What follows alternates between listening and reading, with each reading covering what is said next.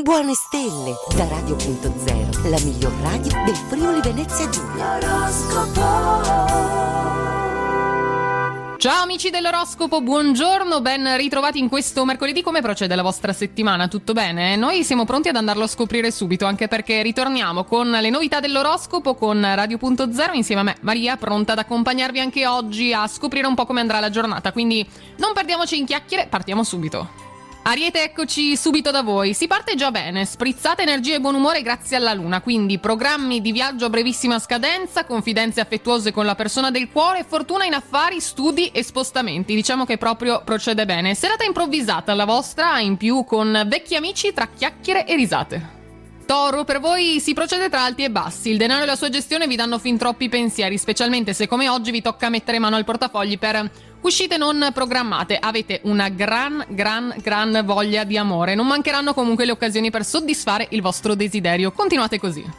Gemelli, nonostante le innumerevoli difficoltà, amici, non perdetevi d'animo. Con la vostra immancabile ironia sdrammatizzate tutti i problemi. Colpi di fulmine in arrivo per i nostri amici single. Facendo leva sulla tempestività, in più rimuoverete con agio gli intralci e risolverete pure qualche problema. Non male per iniziare l'anno.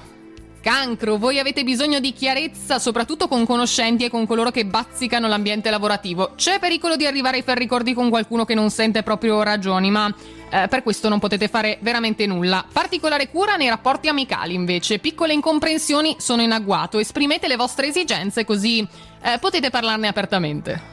Leone, siamo da voi, grazie al cielo gli amici e l'amore non vi mancano proprio, da loro ricevete supporto da una parte e calore dall'altra, una panacea in questo periodo faticoso e stressante. Organizzate qualcosa fuori dall'ordinario così per cambiare mood, allontanate ogni pensiero e rilassatevi in compagnia che fa sempre bene.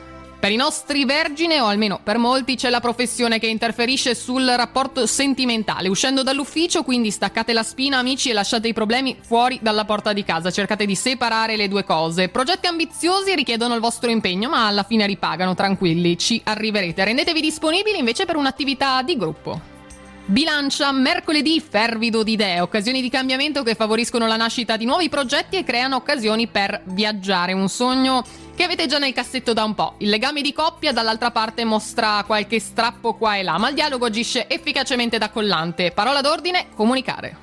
Scorpione, giornata insulsa questo mercoledì. A giudicare dalla voglia, oggi non alzereste nemmeno un dito, anche se la casa è nel caos e siete indietro con gli impegni. Proprio la voglia non c'è. Vi assillano poi le finanze, o meglio i problemi di spartizione, di eredità o gli onorari degli avvocati. Proprio una giornata da saltare oggi. Cercate la tranquillità.